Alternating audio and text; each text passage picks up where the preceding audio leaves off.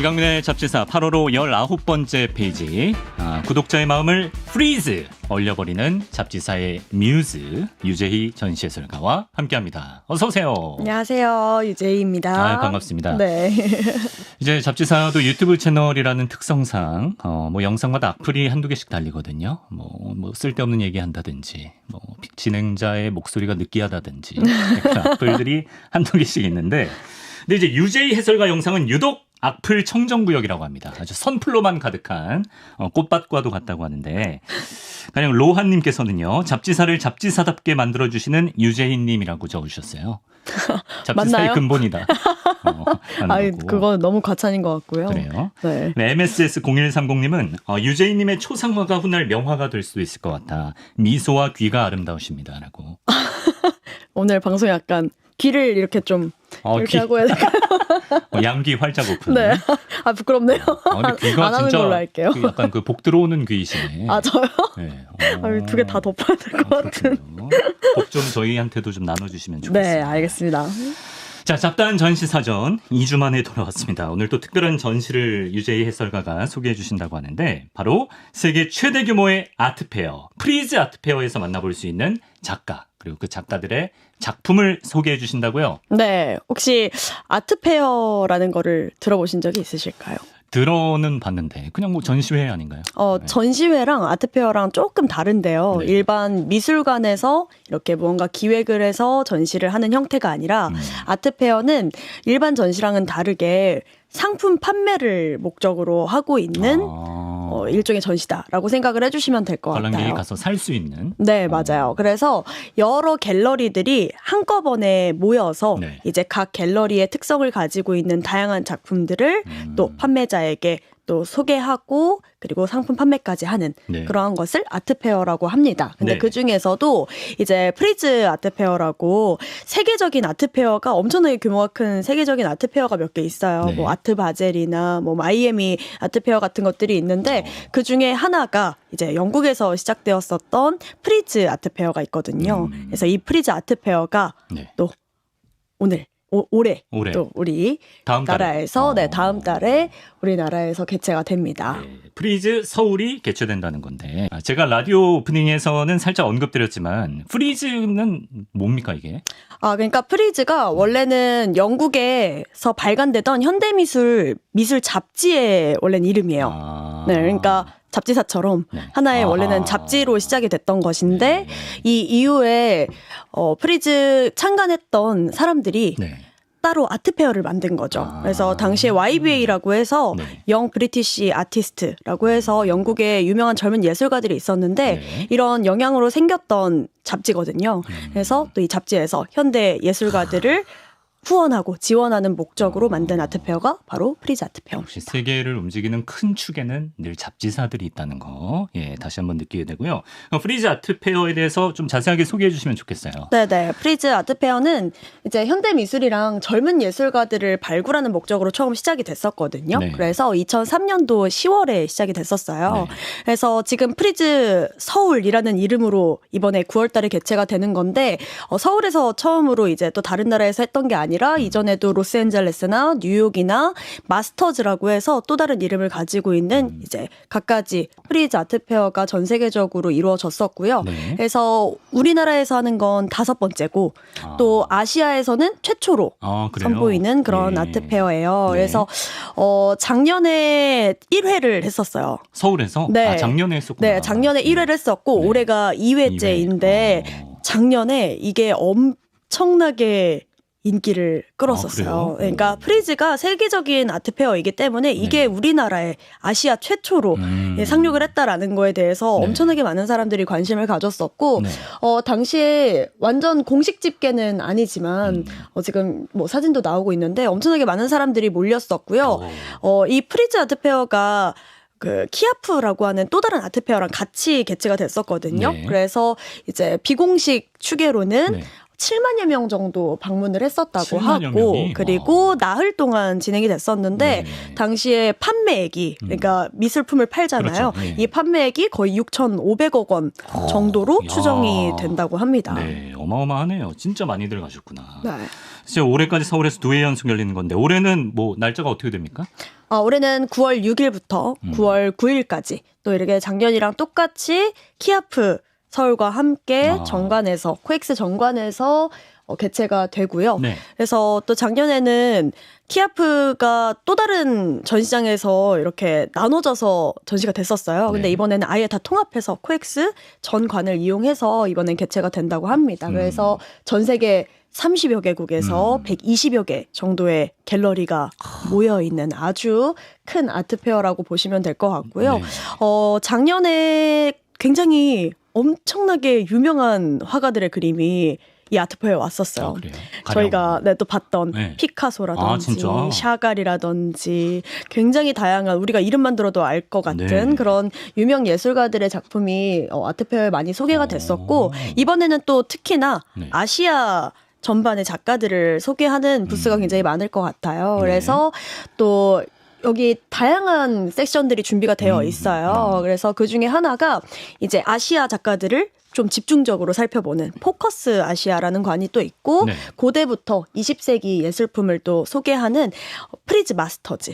이 프리즈 마스터즈에서 작년에 피카소, 샤갈 이런 작품들을 볼 수 그렇군요. 있었던 거거든요. 네. 그래서 아마도 이번에 프리즈에서도 우리가 볼 수 있는 유명 작가들이 많지 않을까 이런 생각을 프리즈 합니다. 아트페어에 나오는 피카소나 샤갈 같은 엄청 유명한 작가의 작품들은 진짜 작품인가요?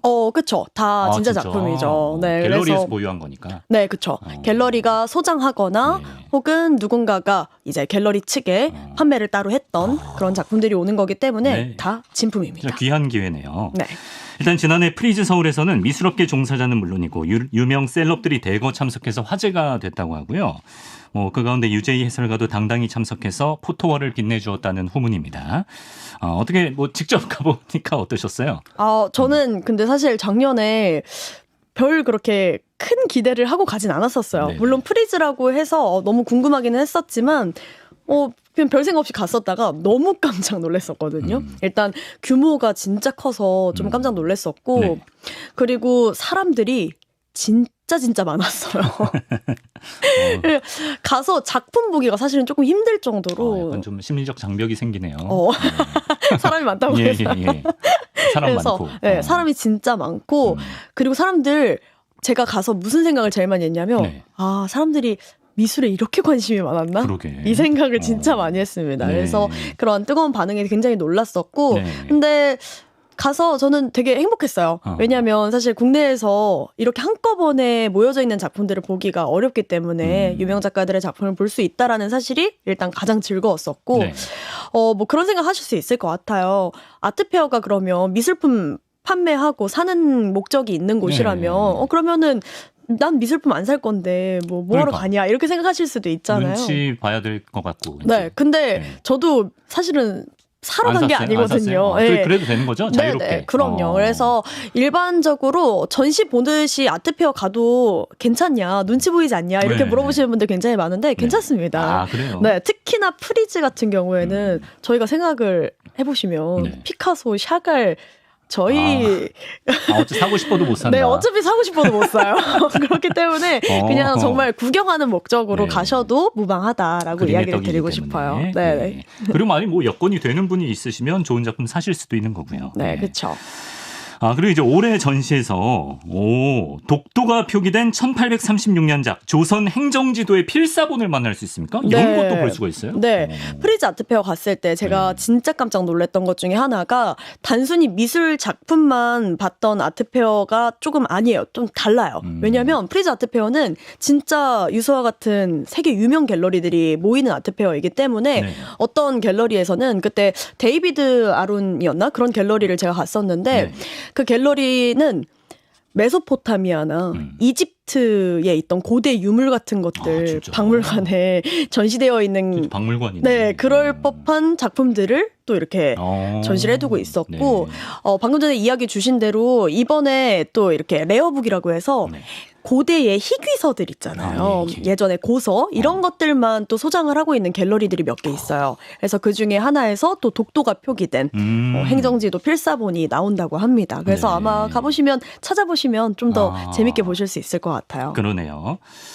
그럼 오늘은 뭐 어떤 작품 위주로, 어떤 작가 위주로 소개해 주실 건지. 네. 오늘은, 근데 일단 제가 말씀을 드리고 싶은 게, 오늘은 제가 프리즈 아트페어를 한번 가보시라라고 추천을 드리는 목적으로 오늘 프리즈 아트페어를 소개해 드리는 것도 있는데, 그냥 일종의 아트페어를 여러분들이 어떤 식으로 즐기시면 좋을지. 근데 저희가 일단 아트페어에 가면, 저희가 좀 재미를 느낄 수 있는 포인트가 뭐가 있냐면, 예를 들면, 잡지사에서 저희가 이제껏 다뤘던 작가들 중에, 다른 작품 보면 이거 잡지사에서 봤던 작가인데 그쵸. 잡지사에서 봤던 작품인데 하고 그런 거 찾는 즐거움으로 아트페어를 좀 즐기실 수가 있거든요. 잡지사에서 들은 곽재식 작가의 이런 책이 있었어?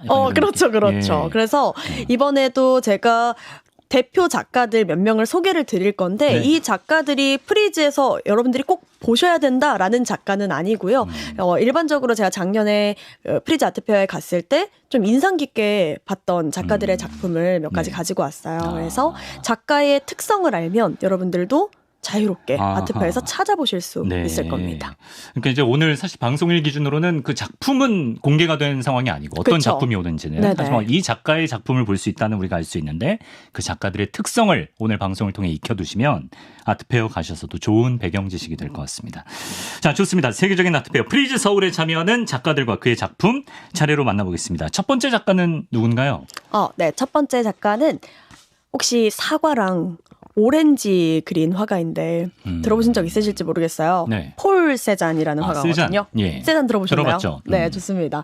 아마 미술 교과서에서 한 번쯤은 보셨을 것 같아요. 지금 사과라는 작품이 있네요. 사과 그림입니다. 너무 유명한 작품. 네, 정물화를 또 많이 그렸던 화가이죠. 그래서 근데 이 그림이 굉장히 유명하고 폴 세잔이라는 화가가 유명한데 도대체 왜 유명하냐라는 거죠. 그러게요. 사실 우리가 흔하게 볼 수 있는 사과 정물화잖아요.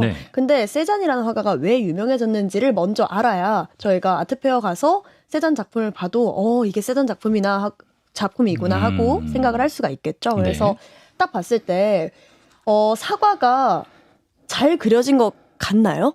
어떠세요? 뭔가 정교한 느낌은 아닌 것 같은데. 그렇죠. 좀 울퉁불퉁하기도 하고. 맞아요. 세잔의 그런 붓터치 때문에 조금 투박하게 느껴질 수도 있을 것 같고요. 자세히 보면 이렇게 그릇에 놓여져 있는 사과들을 덩어리로 이렇게 중심으로 보면은 사실 정말 사실처럼 아주 정교하게 그려진 정물화는 아니에요. 딱 보면 약간 시점이 조금 이상한 부분들이 보이거든요. 그래서 세잔은 사실 이전의 화가들이 저희가 인상주의 화가들 다룰 때 잠깐 이야기를 했었는데 이전의 화가들은 그런 원근법, 투시법 이런 것들 완벽한 규칙을 따라서 그림을 그렸단 말이죠. 공식처럼. 근데 세잔은 그 규칙을 부순 작가입니다. 그럼 뭐 아무렇게나 그린 건가요?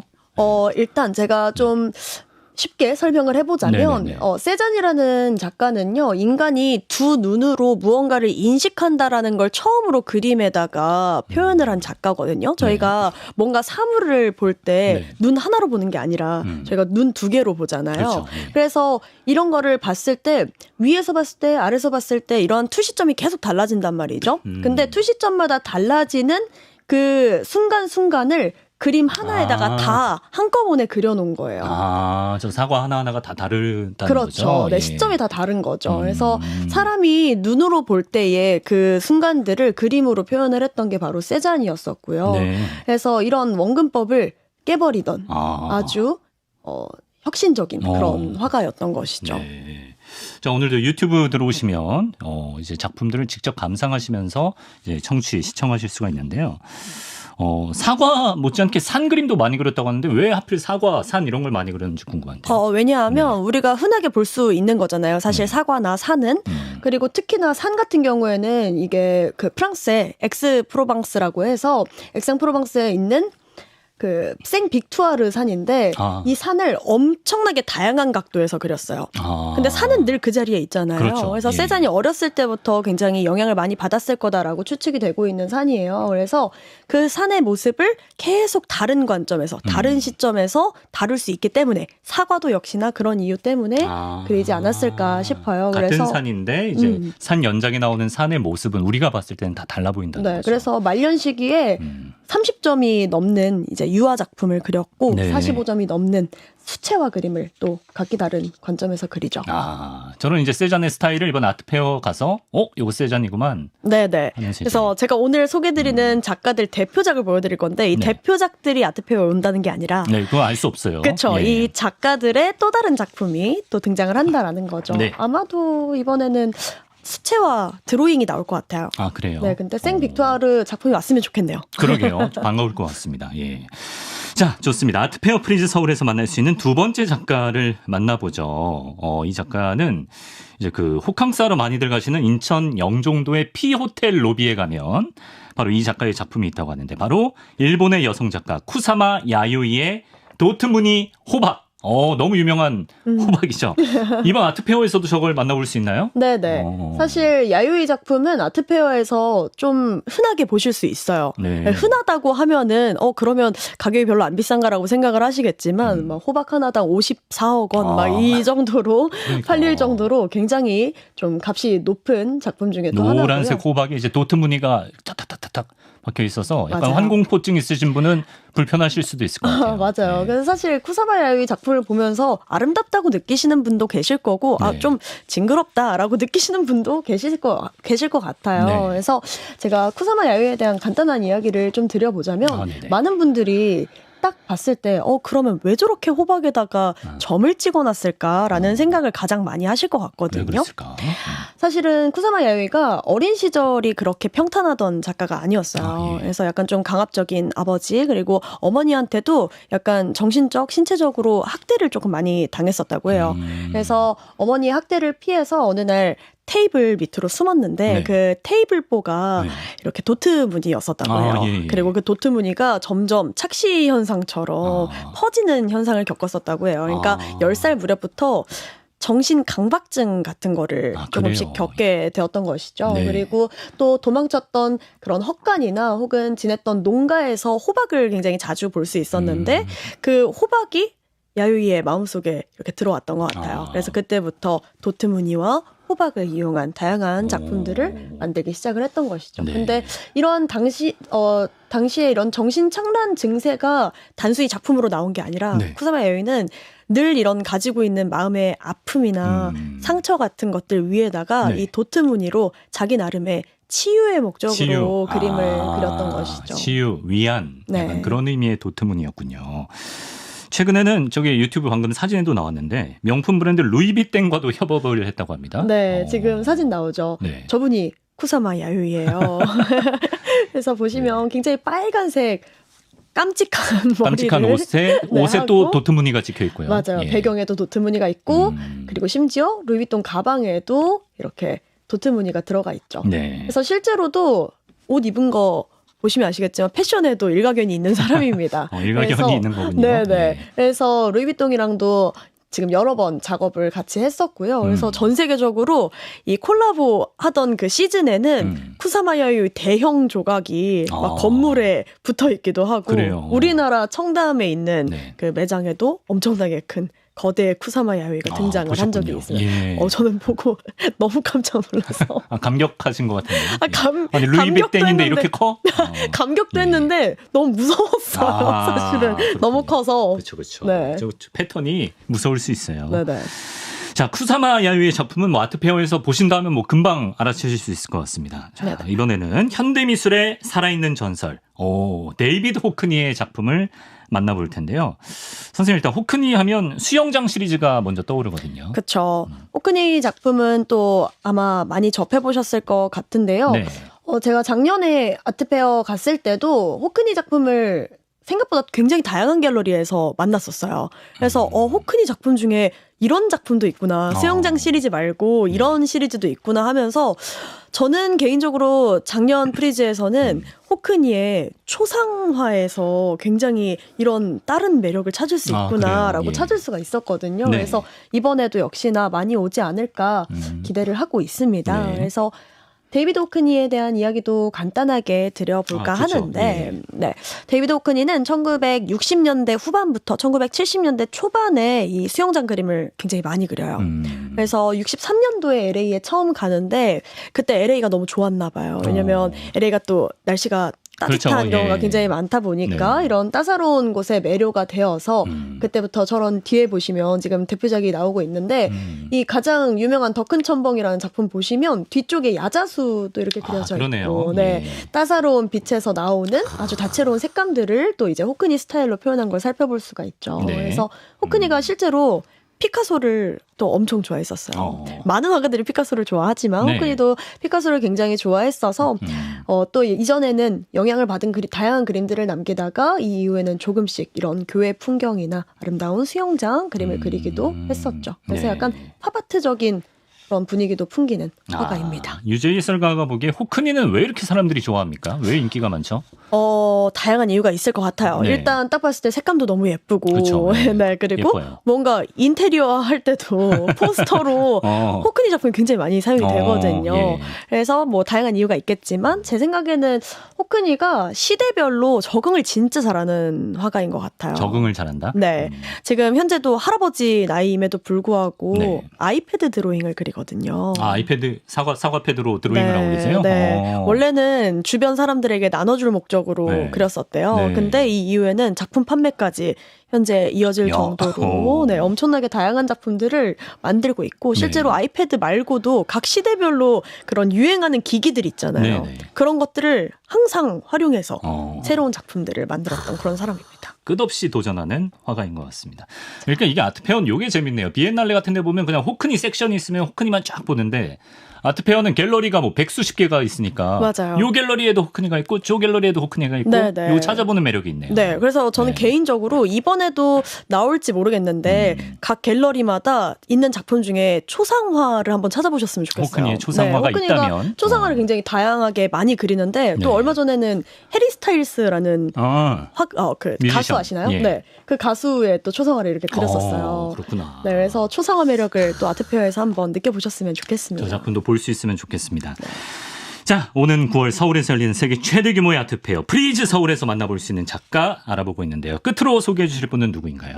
네, 마지막으로는 제가 또 다양한 갤러리에서 작년 프리즈에서 만났었던 루치오 폰타나라고 하는 이탈리아 작가예요. 좀 생소하네요. 루치오 폰타나. 네. 폰타나라는 이름은 또 이제 이탈리아 뭐 그런 거에서 많이 들어보셨을 수 있을 것 같은데 저도 사실은 작년에 폰타나 작품 중에서 약간 초록색 바탕으로 그려졌던 폰타나의 대표작이 하나 있었는데 루치오 폰타나의 이런 색감이었어요. 네네. 그래서 보고 너무 저게 뭐야 라고 생각하실 수 있어요. 딱 봤을 때 사실 좀 당황스럽죠. 왜냐면 지금 그냥 초록색 배경에 그냥 선 두 개가 착착 그어지는 게 전부예요. 맞아요. 그래서 보면 스크래치 난 것처럼. 이게 저렇게 그린 게 아니고요. 실제로 캔버스를 찢어놓은 겁니다. 초록색 캔버스를 찢었다고요? 네네네. 실제로 구멍이 나 있는 거예요. 칼 같은 걸로? 네네. 그래서 이거를 탈리 연작이라고 부르는데 이 탈리가 배다라는 뜻을 가지고 있거든요. 그래서 이런 슬래시 작품이 1958년도 밀라노에서 처음으로 시도를 했었던 그런 작품이에요. 근데 그때가 이미 폰타나가 한 60세쯤 됐던 늦은 나이에 굉장히 시작을 했었던 작품 중에 하나인데요. 근데 저 작품이 무슨 얘기입니까? 폰타나가 그냥 화딱지가 나는 바람에 우연히 탄생한 작품이라고? 무슨 얘기죠? 그러니까 폰타나가 이걸 되게 대수롭지 않게 이야기를 했었어요. 그러니까 나는 그저 캔버스에 상처를 낸 것이다. 내는 사건이었다라고 이렇게 이야기를 하는데요. 그러니까 전시회 준비를 하다가 수정하다가 그림을 망친 거예요. 그러니까 화가 나서 폰타나가 칼로 이제 베어버린 거죠. 네, 그래서 이렇게 무자비하게 딱 긋고 난 다음에 그때부터 무언가 새로운 깨달음을 얻게 된 겁니다. 폰타나가. 칼자국을 내고 났더니 깨달음이 생기더라. 그러니까 사실은 그 당시에 캔버스라는 게 엄청나게 신성하게 여겨졌었단 말이죠. 그리고 사실 그림이라는 특성을 생각을 해보시면 캔버스는 2차원 평면이잖아요. 근데 이 평면에다가 원근법, 투시법 이런 것들을 활용해서 3차원 공간을 그림으로 재현을 하는 거잖아요. 그렇죠. 근데 이렇게 캔버스를 그런 그림을 그리는 수단으로 여기는 게 아니라 마치 조각처럼 내가 이 캔버스 자체로 작품을 만들 수 있다라는 깨달음을 얻게 된 거예요. 네, 그렇게 되면서 그리고 이때 당시에 사람들이 우주에 대한 관심이 굉장히 많던 시기였었거든요. 뭐 이제 뭐 매거진 같은데 뭐 지구 사진이 등장하기도 하고 했었는데 그러한 관심에 따라서 이렇게 칼로 긋고 났더니 이 2차원 평면 안에 3차원 그리고 그 넘어 4차원 공간이 새로 생긴다. 시커먼 공간이 그런 4차원의 개념이 생긴 거죠. 우주 느낌 나는. 맞아요. 그래서 단순히 캔버스로서 작용을 하는 게 아니라 또 하나 새로운 미술의 지평을 열었다. 이런 평가를 받았던 화가입니다. 폰타나가 나는 캔버스를 파괴하기 위해 구멍을 낸 것이 아닌 미지의 우주를 발견하기 위해 구멍을 냈다. 뭐 이런 말을 남겼다고 하는데 처음엔 그냥 약간 얻어걸리는 느낌 아닌가요?